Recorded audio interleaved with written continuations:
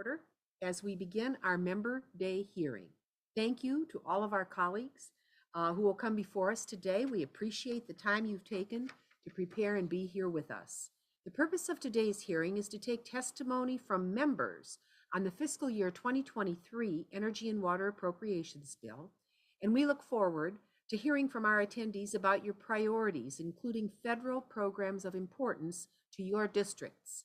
There are several who couldn't be here who have submitted written testimony for the record. Today, we will hear from our colleagues in 10-minute blocks with 2 members scheduled for each time block. Each member will have 5 minutes to testify. With that, I will turn to our ranking member, Mr. Simpson, for his opening remarks. Thank you, Chairwoman Capter. I don't have any opening remarks except to welcome our colleagues here, and we look forward to listening to what their priorities are in this appropriation bill that we plan on writing. Wonderful. Thank you so very much to Congressman Simpson for being such a faithful attendee and leader over many, many years. Just glad to have you with us today. And of course, Ranking Member Simpson hails from Idaho, which has its own set of challenges, and I from the Great Lakes. So we have a good partnership that we hope helps the country as we move forward with our very important bills. Now, I know that we have our first 2 members who are, but I don't think they're in the order that we, oh, here we go. Okay. So I want to welcome Representative Michael Cloud, who wishes to express support for funding within the core construction and operation and maintenance accounts. Congressman Cloud, we welcome you, and please tell us a little bit about your district as you begin. Well, thank you, Chairwoman Kepler. Thank you, Ranking Member Simpson. I want to thank you for providing us this opportunity to come before you today and speak on behalf of priorities in our district. I have 3 requests for our district. The first request is that you appropriate $157 million in port funding for the Port of Corpus Christi Channel Improvement Project. This isn't just an ask for me. It was included in the President's budget for fiscal year 2023. The Port of Corpus Christi is our nation's largest seaport by revenue tonnage and is the largest exporter of clean natural gas in the United States. The Channel Improvement Project will deepen and widen the port's ship channel to accommodate larger ships. It translates into larger shipments, giving the U.S. the ability to export more to our trading partners overseas. 2 other requests that are included in the President's budget request deal with operation and maintenance funding. The first is nearly $7 million to dredge the Gulf Intercoastal Waterways channel to Victoria. The Gulf Intercoastal Waterway stretches 1,100 miles from Brownsville, Texas to St. Marks, Florida. The Gulf Intercoastal Waterway serves as an alternative option for commerce, reducing congestion along highways and rail systems. In my district, the Port of Victoria relies on the Gulf Intercoastal Waterway to transport goods like steel, agricultural goods, and energy to other states. Regular dredging of this channel is crucial for business in my district. Finally, I'd like the committee to include the President's request of nearly $8 million for the Matagorda Ship Channel. This ship channel specializes in the transportation of petrochemical products and agricultural fertilizer. The draft and wave patterns vary considerably across the ship channel, impairing the ship channel's navigation and increasing the need for regular dredging on this channel. Our ports, as you know, serve as the gateway to fuel, fertilizer, and other critical resources, not only for our district and state, but for the entire nation. And as electricity and fuel prices increase in the United States and around the world, our ports stand ready to be a part of the solution in this unprecedented time. It's important that this year's Energy and Water Appropriations Bill recognize the importance of our ports through thoughtful investment. I hope that the committee will include my 3 requests in this year's bill, and I yield back the balance of my time. And thank you again for allowing us to come before you today. Thank you very much, Congressman Cloud. That's quite an impressive port to represent. Yes, it's we are very proud of the work being done. We made a lot of progress and excited to see this project through to completion with your help.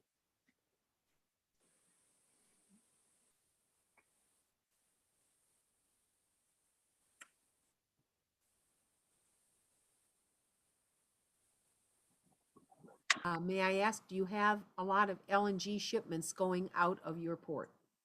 Yes, yes, we do for sure. Chenier is on the port there, and we're very excited to hear President Biden mention the need for us to continue to increase capacity there. And so, yes, it's very important the work being done there.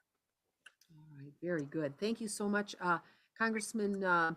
Well, if it's all right with Ranking Member Simpson, we'll go to Congressman Frank Mrvan next from Indiana's 1st District.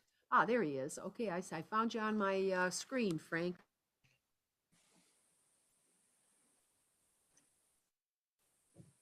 Chairwoman, I think you're muted for 1 minute.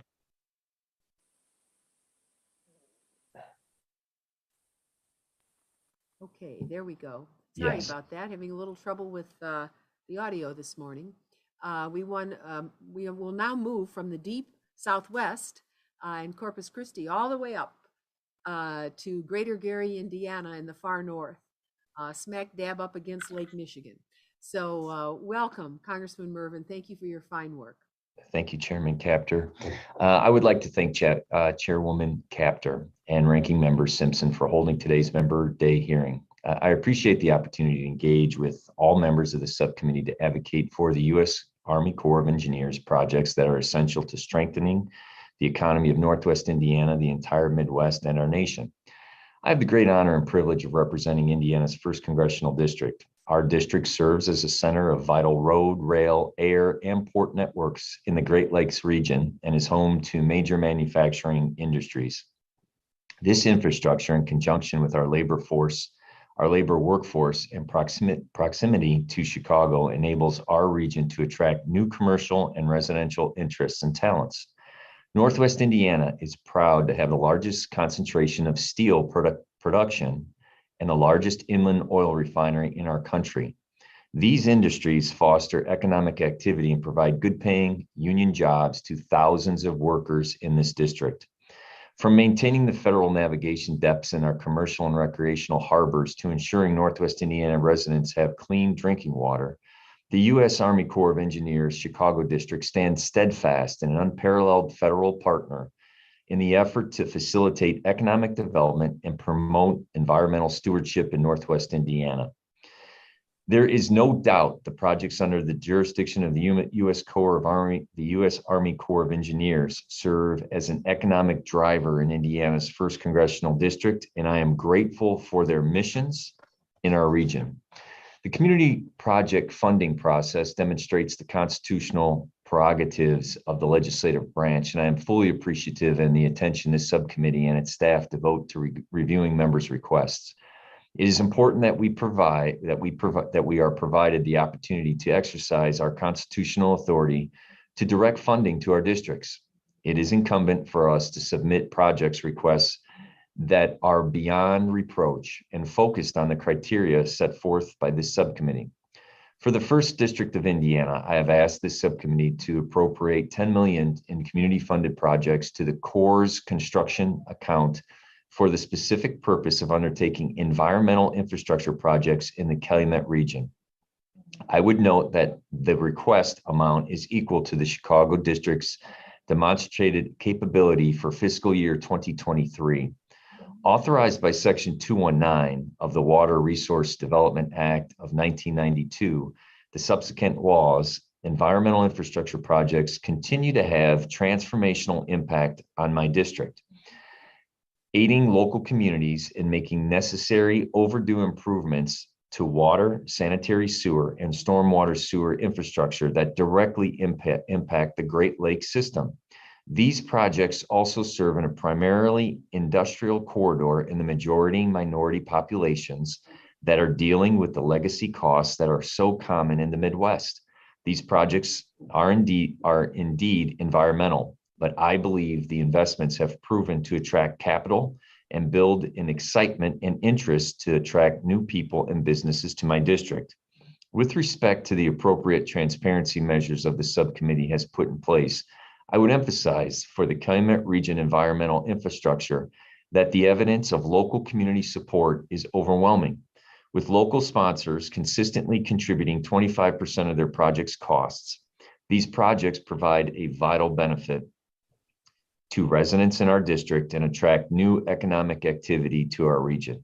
In partnership with the Chicago District, this cost-sharing approach serves as a model of federal-local cooperation and consistently delivers a strong track record of proven results, included but not limited to sanitary sewer interceptors and lines that benefit residents by reducing backups and damages to homes, improved operations of local wastewater treatment facilities, and also by eliminating inflow and infiltration of groundwater into the sewer systems, and stormwater projects constructed in areas where no previous stormwater infrastructure existed to protect homeowners from costly flooding events. It is imperative that we build on such models of cooperation and continue to appropriately distribute federal assistance through the annual appropriations process to communities that are depending on our leadership. Additionally, I have requested $1,914,000 in community project funding to support the Corps' operations and maintenance missions at the Michigan City Harbor, at the Burns Water Small Boat Harbor in Portage, respectively. Given the first district's location along the south shore of Lake Michigan, recreational harbors have an integral part in economic development plans for shoreline communities. Michigan City Harbor features prominently within the Washington Park complex that is home to Michigan City Zoo and the city's publicly accessible lakefront, a 99-acre park that attracts visitors from a tri-state area. As important, Michigan City Harbor and its channel provides safe refuge for recreational boats traveling within southern Lake Michigan during adverse weather events. The U.S. Coast Guard maintains law enforcement and rescue vessels within that port. Improving the navigatable waterway within the harbor and channel will improve the USCG's access to and from the port to conduct its homeland security missions on Lake Michigan. Similarly, Burns Waterway Small Boat Harbor supports economic development within the city of Portage, driven by its proximity to Lake Michigan and the Indiana Dunes National Park. The availability of this harbor allows the city to pursue commercial and recreational plans that tie into the waterway and natural environment. Along with Michigan City Harbor, Burns Waterway Small Boat Harbor and its channel provide safe refuge for recreational boats traveling within southern Lake Michigan during the adverse weather events, as nearby commercial harbors such as Burns Waterway Harbor, Gary Harbor, and Indiana Harbor do not have facilities for these protections of recreational boats during intense thunderstorms or other weather conditions that affect navigability within Lake Michigan. To the immediate south of both harbors, the Northern Indiana Commuter Transportation District is constructing its double tracking project, a $640 million project with substantial investments made by the federal state governments. The transit-oriented development along the rail line, which connects Portage and Michigan City, focuses upon the accessibility to Lake Michigan via multiple methods of transportation, including waterways. Requested funds will allow the Chicago District to address the needs of the Michigan City and Burns Waterway Harbor. Would the gentleman kindly summarize as we move forward? Yes, in closing, Chairman Capter and Ranking Member Simpsons and all the members of the subcommittees, I thank you for your consideration and the opportunity to share with you, and I appreciate all important issues that I talked about, your consideration for funding. Thank you very much. You're such an engaged member, Congressman Mrvan. We really appreciate all you're doing and understanding your part of the country. I will mention, since we have several members on the line, one of the most interesting inventions I've seen of late was the name of our committee is Energy and Water. And generally people will either testify on energy or water. But if you go to the DC water treatment plant, you'll see something that'll blow your mind. They've actually put an electric circuit in the sewer. You mentioned sewers and challenges near Lake Michigan at Gary. And they're actually drawing up constant power year-round at the DC water facility using a thermal heat exchanger. Because I'd never thought about this, the average temperature in the sewer is 53 to 75 degrees constant year round, which means we're wasting all that thermal energy. So science is leading us forward with inventions like that, and they're using it to power their building, which is a new facility that sits on top of the wastewater treatment plant in the city of Washington, D.C., which serves a region of over 2 million people. So I just mentioned that to you because I find this committee very exciting. I stumble over things like that all the time, but I share it with all the members who are listening. Chairman, you're muted for 1 second. I think it popped off again. You know what? This is so odd. It just keeps popping on and off. You are welcome to listen to the rest of the hearing, Congressman Mrvan. We will pay close attention to your testimony. Congressman Simpson, do you have any questions of either Congressman Van Drew? No, I don't. Just thank them for their testimony and look forward to working with them. All right. Thank you you very much.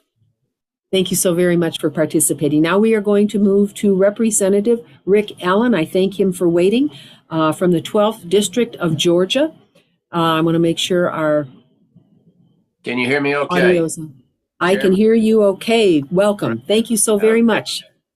Well, thank you, Chairman Capter and Ranking Member Simpson. And Mr. Simpson, congratulations on your recent win. We had a big one in Georgia last night. So Thank you. I'm glad it's behind us. Indeed. But anyway, I want to thank the committee for allowing me to provide this testimony and highlight issues that are critical to our 12th District of Georgia.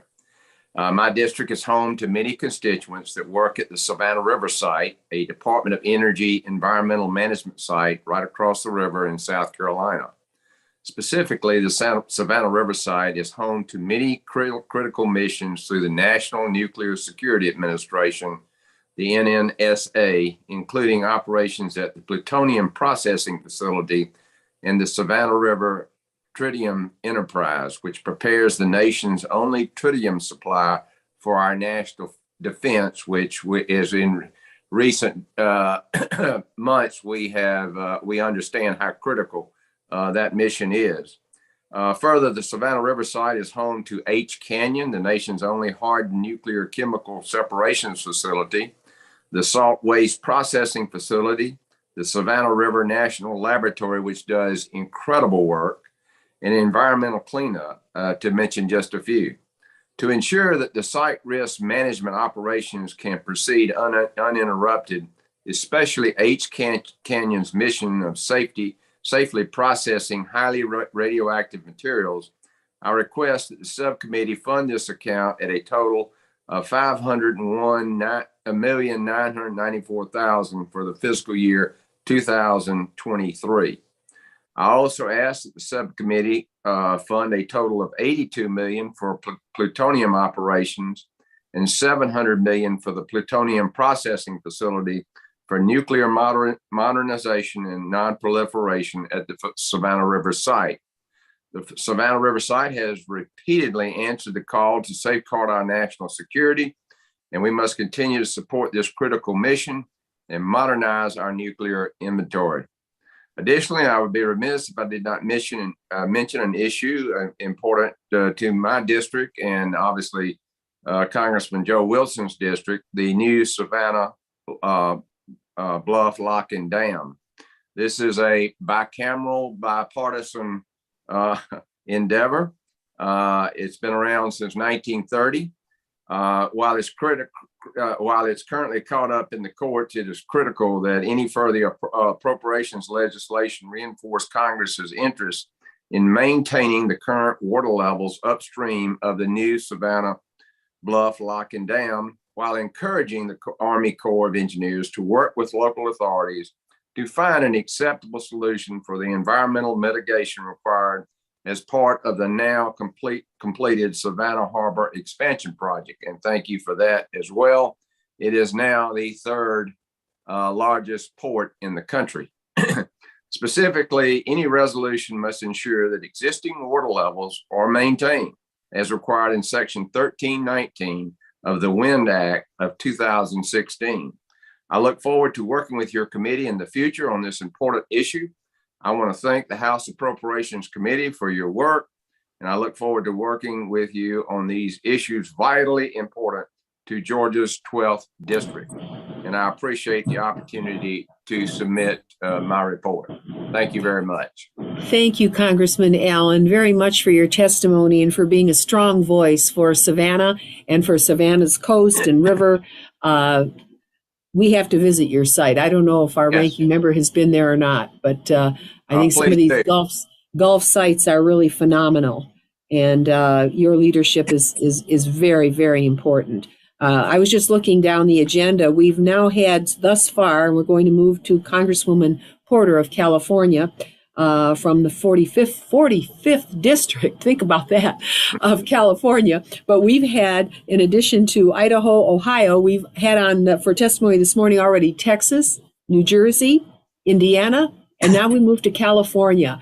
Truly, this is a subcommittee that covers the country. And we're thrilled to have Congresswoman Katie Porter.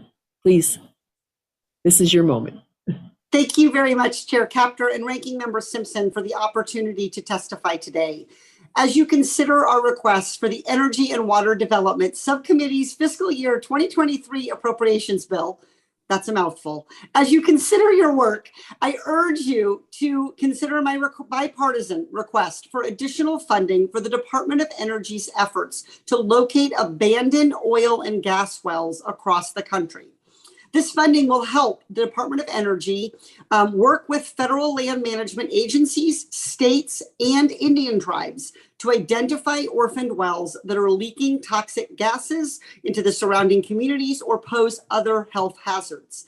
The Environmental Protection Agency estimates that there are over 2 million unplugged wells polluting communities around the country. The Environmental Defense Fund has produced a map of the unplugged documented wells across the country. And of the ones we know about, there are 82,000 wells that have been documented. And many of those documented wells are concentrated in Southern California, the area that I represent and where I live with my 3 children. Many of the documented wells are also concentrated in Appalachia. Importantly, the map that we have from the Environmental Defense Fund only shows documented wells. It does not include the hundreds of thousands of wells that we have not found yet. The Bipartisan Infrastructure Investment and Jobs Act provided nearly $5 billion in funding to create a new federal program to address the longstanding problem of unplugged wells. This is a historic investment to address this environmental harm. However, the law only provides $30 million for the Department of Energy to identify and mitigate the environmental risks of undocumented orphan wells. My colleagues on the House Natural Resource Committee and I have studied this issue very closely. In March, the House Natural Resources Subcommittee on Energy and Mineral Resources, where I serve, had a hearing on this topic. We heard from a witness in the hearing that the $30 million provided by Congress in the bipartisan infrastructure law was not nearly enough to locate all of the undocumented orphan wells across the country.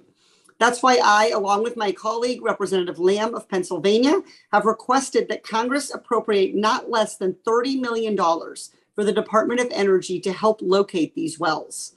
The unfortunate truth is that even with the historic funding that Congress has already passed, we will need to invest much more in the years to come to find and plug all of the orphan wells that are damaging our communities.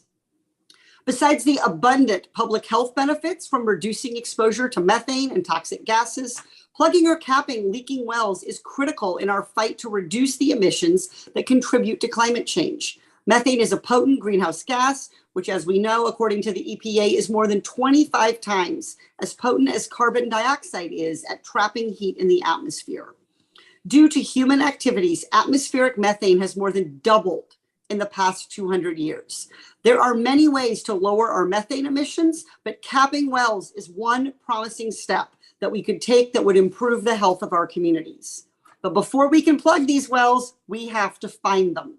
So the additional funding that I'm requesting will go to laboratories like Lawrence Livermore National Laboratory and the Lawrence Berkeley National Laboratory in Northern California. They have the scientists, the data, and the expert technology to help us identify orphaned wells. This is a smart investment for our country, and I urge you to give the Department of Energy adequate funding to support this work. Thank you again for the opportunity to testify today, and I yield back. Thank you very much, Congresswoman Porter. I do have a question. Obviously, you've worked with the Interior Committee, Natural Resources Committee, on the authorizing side, and I don't know about the appropriation side with Congresswoman Pingree, but orphan wells have not traditionally been a part of the mandate of the Department of Energy itself. So we will take your very important proposal under consideration, but I think that we also have to check with our colleagues on these other committees and subcommittees to make sure we're not interfering in their jurisdiction. May I respond, Chair Kepter? Please. So I think the role here is that the capping and the mitigation work is done elsewhere, but the identification work is where the Department of Energy has a role to play. And that's specifically what I'm asking for. So once these wells are identified, then the work of mitigating them and deciding whether they fit into the abandoned well program is done elsewhere. But it's DOE and the laboratories that the Department of Energy funds, like the Berkeley National Laboratory here in California, like Liverpool National Laboratory, that uses technology to identify the sources of methane emission. So it's their technology, their data, and their scientists that can help us find these leaking energy sources. And then the work of actually mitigating the orphan wells is done by other agencies. You're absolutely correct about that. So I just want to be clear about the distinction. I'm supporting us finding these wells. And I think the strategies and the priorities for which ones we plug in what order and how we tackle them is the work of our other agencies that are under the umbrella of natural resources. Does that help, Chair? Thank you. Congressman Simpson, do you have any questions? Well, first of all, I'd just like to thank Congressman Allen for his recognition of the importance of Savannah River. It's one of the really important labs in this country. I've been down there several times, and they do great work down there, and we need to make sure our laboratories are funded. As far as your question relative to the abandoned wells and stuff, I have the same question that you do, whether we expand the role of DOE or whether that's properly in the Department of Interior and the EPA. There's an abandoned mines program, abandoned wells and all that kind of stuff. And oftentimes they will use resources from the national labs, work for others sort of programs to help where they can and stuff. I don't know that I want to start a whole new program within the Department of Energy rather than reinforce the program that is currently there to do this job. If you understand what I'm saying. Not opposed to what we're trying to do to identify these abandoned wells and so forth and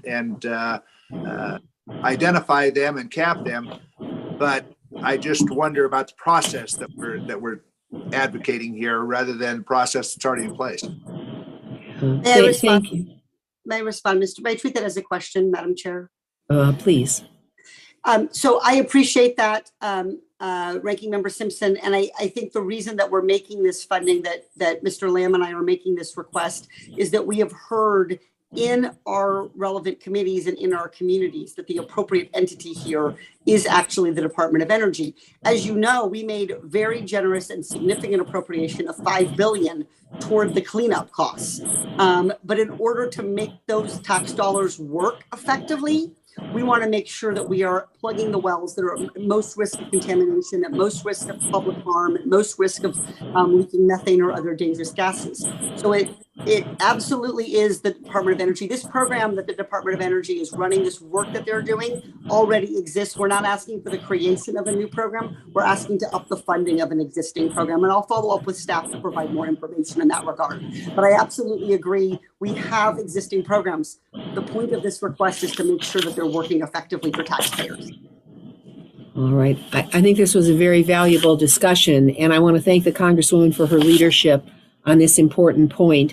And we've clearly heard about the impact of methane on the environment. And we thank you for your testimony today. We will work with your staff and with the other committee staffs to move this concept forward. Thank you very much. Now I want to thank Congressman Van Drew from the 2nd District of New Jersey. Now keep in mind, Congressman Van Drew, we just heard from the 45th District of California, we moved to the 2nd District of New Jersey. And you were the first one up this morning, I think, waiting in line. We thank you so very much, and we welcome you to the subcommittee. We welcome you back.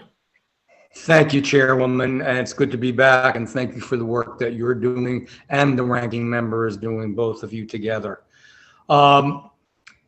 Today's an important day, and that I want to thank you for holding the meeting so that people can truly express the needs that they have on energy and water. My district of Southern New Jersey has over 150 miles of shoreline and half a dozen rivers. Our community's way of life depends on the Army Corps of Engineers keeping our waterways clear and keeping them safe. The subcommittee plays a critical role in funding the many vital projects that the Army Corps implements in the state of New Jersey. I appear before the subcommittee to advocate for community project funding from the construction account for the authorized construction project, Barnegat Inlet to Little Egg Inlet, New Jersey, and this has been authorized already. The funding will be used by the U.S. Army Corps of Engineers, Philadelphia District, to improve a coastal storm risk management project that is currently behind schedule, unfortunately. This project will renourish protective beaches along the 18 miles of the Jersey shore that constitutes the community of Long Beach Island, also known as LBI. In October of 2012, Hurricane Sandy caused significant damage to LBI. This included, but it wasn't limited to, damage to homes, infrastructure, and beaches. The Hurricane Sandy reevaluation report recommended a coastal storm risk management beach project on LBI for which construction initiated in 2015 and completed in 2017. The Coastal Storm Risk Management Project was designed to receive nourishment at a 7-year interval relative to the start date in 2015. The first periodic nourishment was scheduled for FY22, but funding was not provided. The project is in the same situation for FY23. Without community project funding, this project will struggle to move forward. With the pre-planned renourishment, and the LBI community will suffer for it. This project has universal support from the community, bipartisan support, universal support. The community desperately wants and needs this project to be implemented. This project is both a key resilience project and an economic driver. This is an established coastal storm risk project in an area which regularly experiences dangerous storm events. Without the beach to absorb wind and wave action, the risks of flooding and damage are considerably increased, as we all know. Many areas of this project are completely eroded right up to the dunes, providing little or no protection and rendering the beach virtually unusable during any type of a high tide.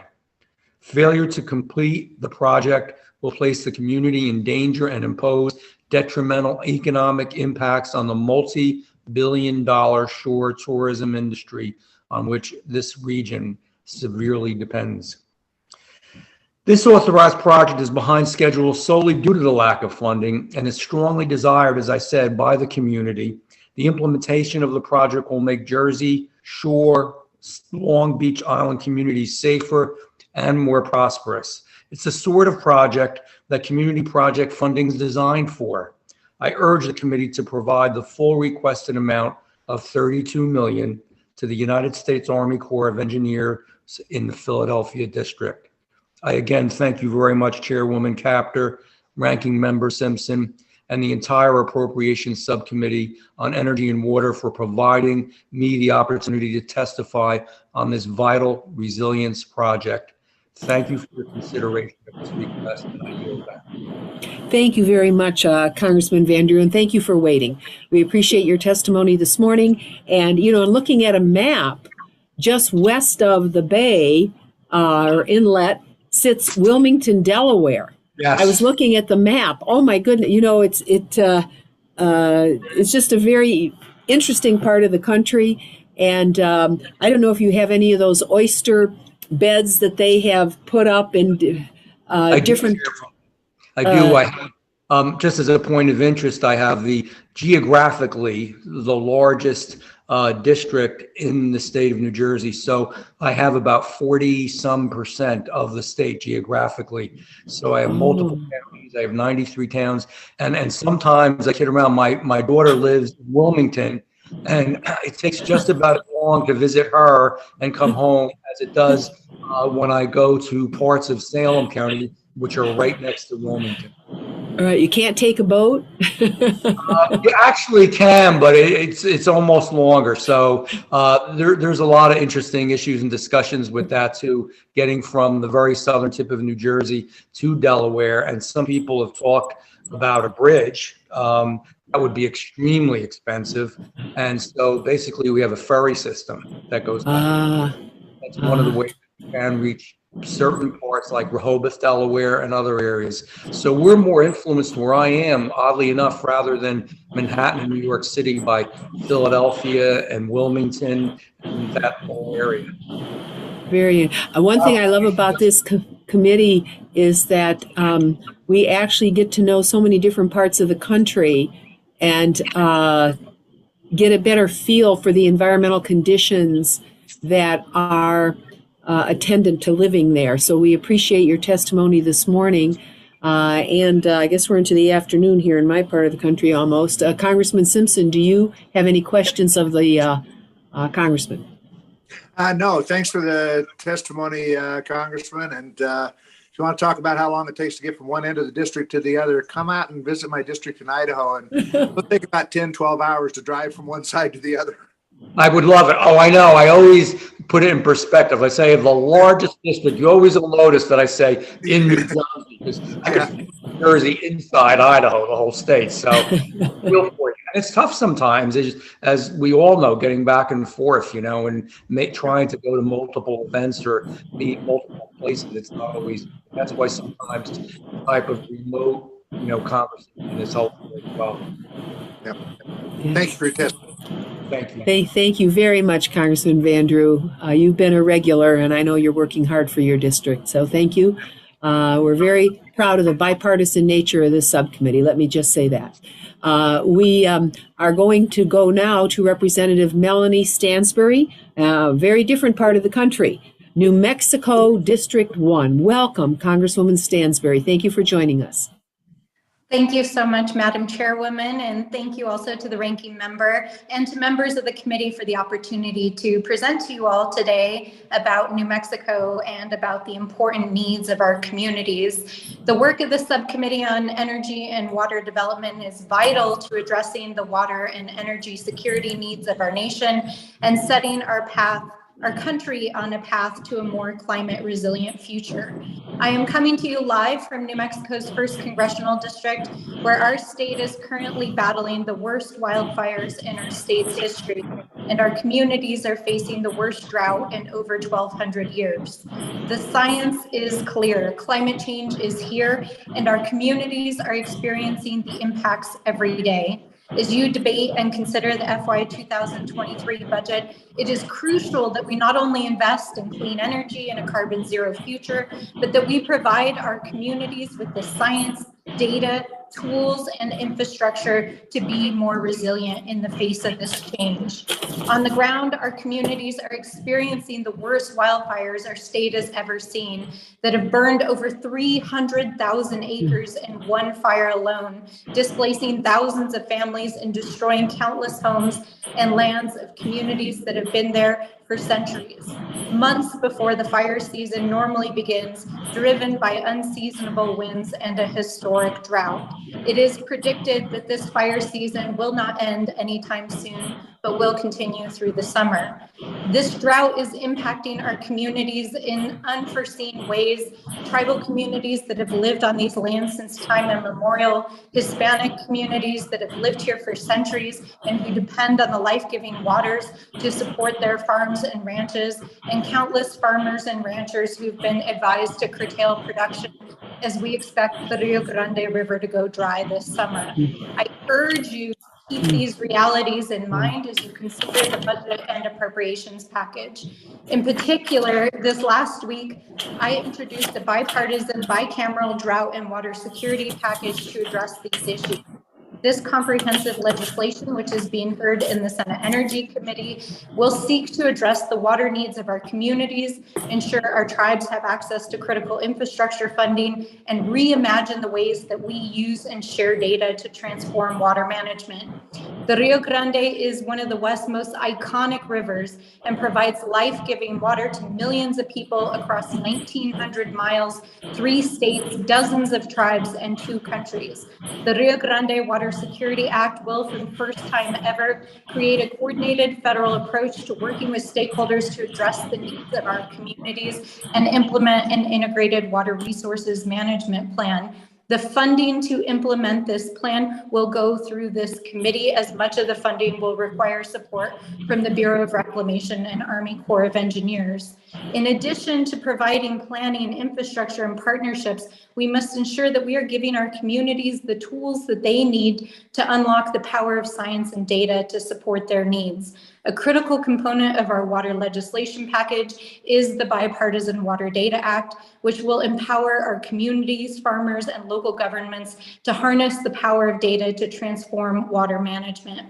The bill will also provide grants to states, tribes, and partners to support innovation and invest in next generation water data tools and technologies that will transform water use across the country.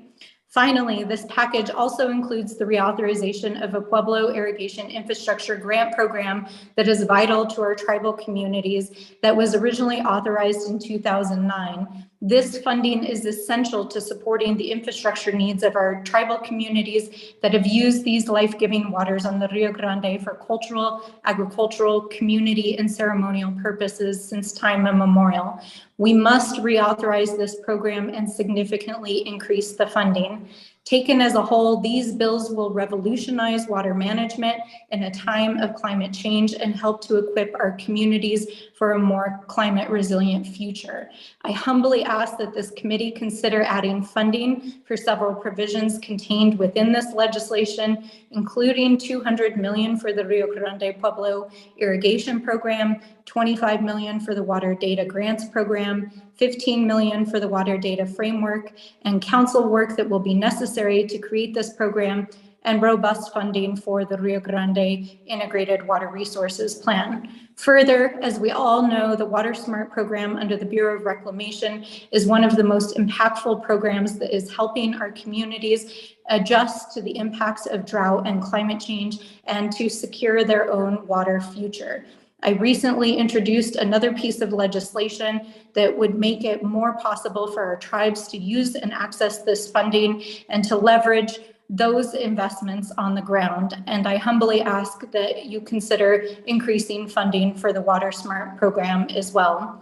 As you consider these requests, regardless of whether you call New Mexico or Ohio or Idaho your home, we share a fundamental life-giving resource of water, and it is up to all of us to ensure that our communities have equitable access to the water resources they need and that we are investing in their future and the climate resilience of our country.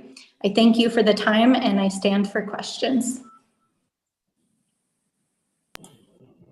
Thank you, Congresswoman Stansbury, very much for your compelling testimony. As you were speaking, I was thinking about my own region here, which is a freshwater region, which has no Bureau of Reclamation. And so how different the parts of our country actually are, different cells in this living tissue we call America. And I know you've lived in New Mexico for a while. I'm sure that the changes that you are seeing have happened slowly, but nonetheless at an increasing rate. How would you explain to someone who comes from a freshwater area, and I don't expect a long answer, but to try to explain how your life has changed? Because some people where I live think water comes from the drinking fountain. They don't realize where it really comes from. How do you explain to people what's happening in your area? Well, like most of the West, our water primarily comes from snowpack in the winter in the Rocky Mountains and then flows down the mountains through our irrigation systems and fields and rivers and lasts us through the majority of the summer until monsoon season hits and gets us through the rest of the growing season.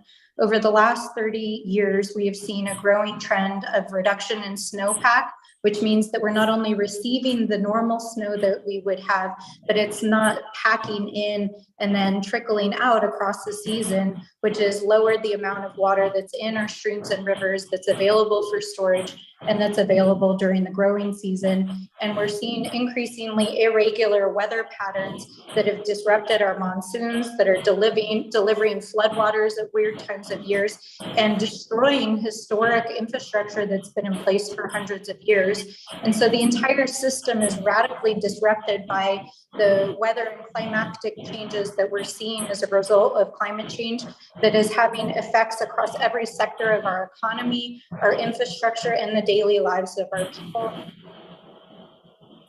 Thank you. Thank you very much for stating that on the record. We appreciate your testimony today. We have another member from your adjoining state of Arizona who's on the line. He's been waiting a few minutes. So Congressman Simpson, do you have any comments or questions at this point? No, I just appreciate the testimony. And if there's any way you keep those wildfires in New Mexico, keep them there, because I'm afraid they're headed toward Idaho later in the year. Yeah, it's difficult, a difficult fire season. Well, thank you so much for the opportunity to testify, and look forward to hearing more from the rest of the hearing. Thank you. And we look forward to working with you to help your district, to help your state and the nation. Thank you so much for today. Thank you. We're now going to turn to Congressman Greg Stanton.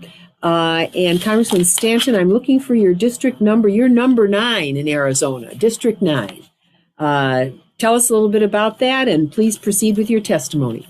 Thank you very much, Chairwoman Capter and Ranking Member Simpson and members of this subcommittee. Thank you for the opportunity to testify today on the importance of federal investments to meet Arizona's water resource needs.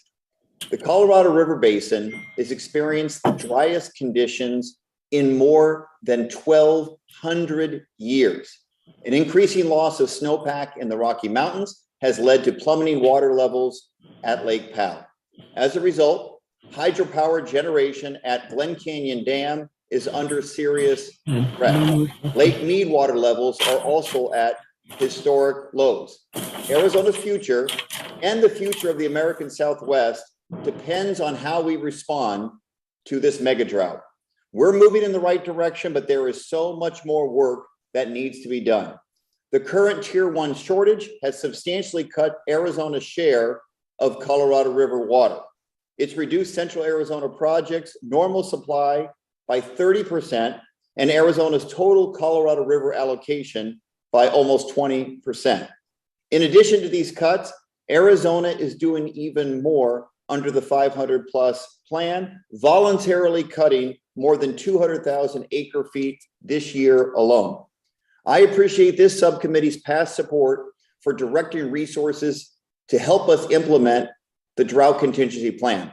This is an important step. In fact, it's an essential step, but it is not enough to meet additional shortages that we face in Arizona. Arizona's tribal nations and rural communities need help, and we must make direct investments to support their drinking water and wastewater infrastructure. 2 years ago, the Water Resources Development Act included my legislation to add Arizona to the Section 595 Environmental Infrastructure Program to make these investments. With your help, it was approved, and in the time since, more Arizona communities are getting the help they need to better protect their water supply. New water lines for the city of Maricopa and the Pasco Yaqui tribe, infrastructure that helps Yavapai Apache Nation better manage their reclaimed water, mitigating flood risk in the city of Flagstaff, restoring the Queen Creek in the town of Superior. The list goes on. And I appreciate this subcommittee's support for this authority this fiscal year, and I ask that you continue strong funding in the future. Although Arizona is a dry climate, when it does rain, it can rain a great deal, and we often experience dangerous flash floods. There are several projects we can support to safeguard against these floods. The Tres Rios and Rio Salado Oeste ecosystem restoration projects are part of Rio Reimagine, a federal urban waters partnership project. These projects would improve the river channel through Phoenix to better manage flood risk, as well as help remove invasive species such as the salt cedar trees, which consume large amounts of water. I hope that the subcommittee will continue to support these important projects. Second, the Cave Buttes Dam in Maricopa County provides flood protection for more than 1 million people in the Phoenix metro area and $15 billion in residential and commercial property. Seepage in the dam has sounded the alarm for us to reduce the risk of its failure. Similarly, thousands of residents and hundreds of critical facilities, including Luke Air Force Base, depend on the Agua Fria River, Trilby Wash, or the McMicken Dam for flood protection. But because of the dam's safety deficiencies, land subsidence, and urbanization, its level of protection is questionable at best. We must begin new feasibility studies for both Cave Buttes Dam and McMicken Dam so the Corps can evaluate flood risk management needs and safety modifications.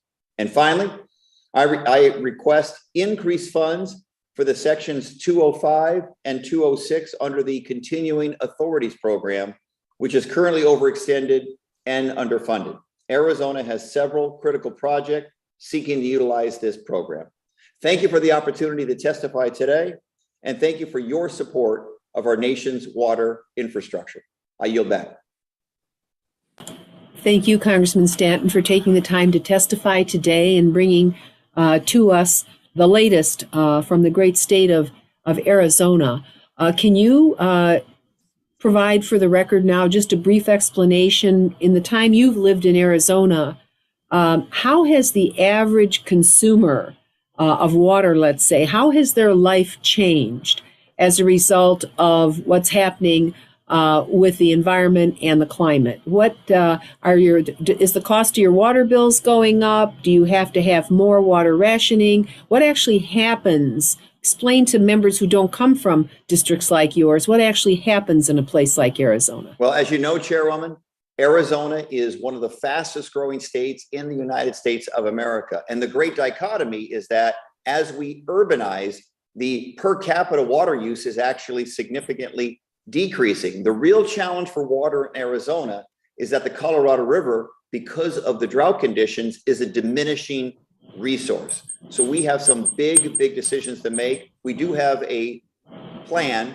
the drought contingency plan, that has been approved by Congress. We passed that in a bipartisan way that does have more significant restrictions as the tier level of shortage increases. We're about to hit tier 2, which is a very significant implications for users, not just residential users, but also our agricultural uses and our business uses as well. So we have some big decisions to make in Arizona. Everyone is going to have to come together and engage in shared sacrifice.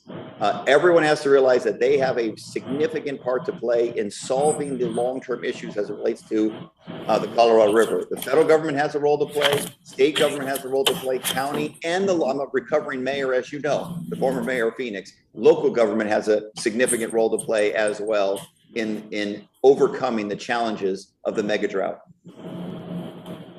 Thank you very much. I know California is facing related challenges, and I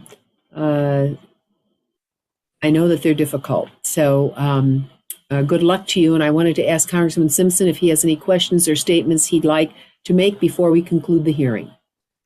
Just want to thank you for your testimony. And, the Colorado River Basin is a fascinating project and stuff. There's a book out that I read not too long ago that if you might find interesting about the history of the creation of the Colorado River project, the upper and lower basin, et cetera, it's called Science Be Damned.